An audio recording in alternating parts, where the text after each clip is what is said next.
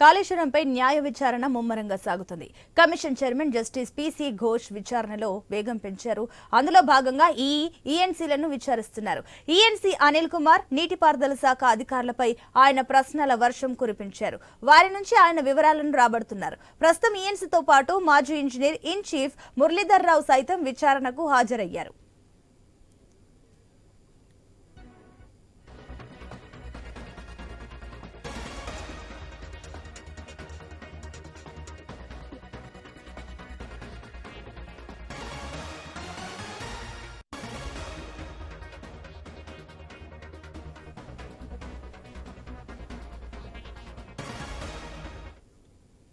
ఇసుక బ్రేకింగ్ చూస్తున్నాం. కాళేశ్వరంపై న్యాయ విచారణ ముమ్మరంగా సాగుతుంది.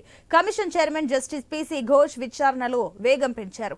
అందులో భాగంగా ఈఎన్సీలను విచారిస్తున్నారు. ఈఎన్సీ అనిల్ కుమార్ నీటిపారుదల శాఖ అధికారులపై ఆయన ప్రశ్నల వర్షం కురిపించారు. వారి నుంచి ఆయన వివరాలను రాబడుతున్నారు. ప్రస్తుతం ఈఎన్సీతో పాటు మాజీ engineer in chief Muralidhar Rao సైతం విచారణకు హాజరయ్యారు.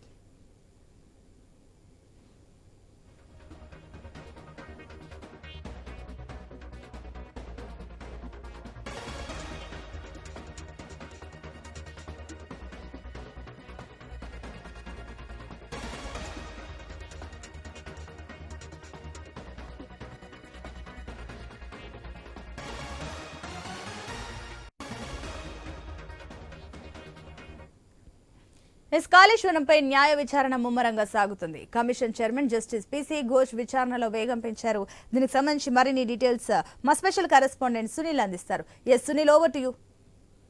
కాళేశ్వరం ప్రాజెక్టుపై జ్యుడిషియల్ ఎంక్వైరీ వేగంగా కొనసాగుతుంది.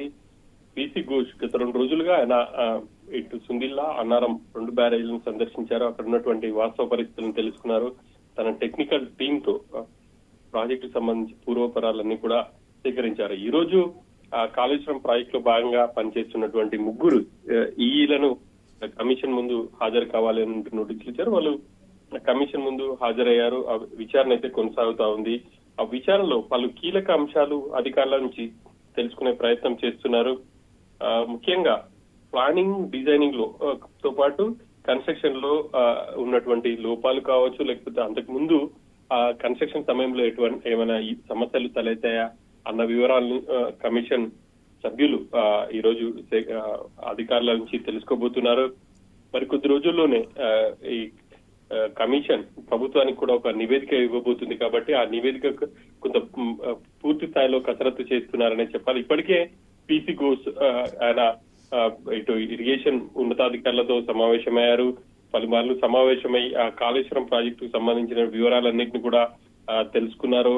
వాళ్ళని ఒక నోట్ రూపంలో ఇవ్వాలని చెప్పేసి కూడా ఆయన ఇప్పటికే కోరడం జరిగింది. ఈ రోజు అధికారులతో కూడా వాళ్ళు క్షేత్రస్థాయిలో ఉండి పనులను ఎప్పటికప్పుడు పర్యవేక్షించారు. కాబట్టి ఆ మేడిగడ్డ కుంగిన సమయంలో కావచ్చు, లేకపోతే మేడిగడ్డ ప్రాజెక్ట్ మేడిగడ్డ రిజర్వాయర్ సంబంధించి మొదట పనులు ప్రారంభమైనప్పటి నుంచి ఇప్పటి వరకు అన్ని రిపోర్టులను వాళ్ళ నుంచి 3 అధికారుల నుంచి సేకరించబోతున్నారు. ఆ తర్వాత ప్రభుత్వానికి ఈ నెలాఖరులో ఒక నివేదిక ఇవ్వన్నారు. ఆ తర్వాత ప్రభుత్వం కూడా బాధ్యులను గుర్తించే పనిలో బాధ్యులను గుర్తించి వాళ్ళపై చర్యలు తీసుకునే అవకాశం ఉంటుంది. ఇప్పటి వరకు కాళేశ్వరానికి సంబంధించి బాధ్యులు ఎవరు అనేది తేలకపోవడంతో ప్రభుత్వం ఈ కమిషన్ వేసింది. గతంలో విజిలెన్స్ నివేదికను కూడా ప్రభుత్వం తెప్పించుకుంది.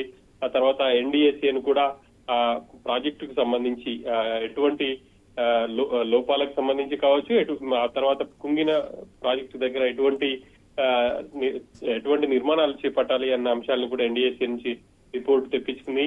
ఎక్కడ కూడా ఇప్పటి వరకు బాధ్యతలను గుర్తించలేకపోయారు. కాబట్టి ఈ పిసి ఘోష్ నివేదిక తర్వాత ఆ బాధ్యులు ఎవరో తేలే అవకాశం ఉంది. ఆ తర్వాత వాళ్ళపై ప్రభుత్వం కూడా చర్యలు తీసుకునే ఛాన్స్ ఉంటుంది. రైట్ సునీల్.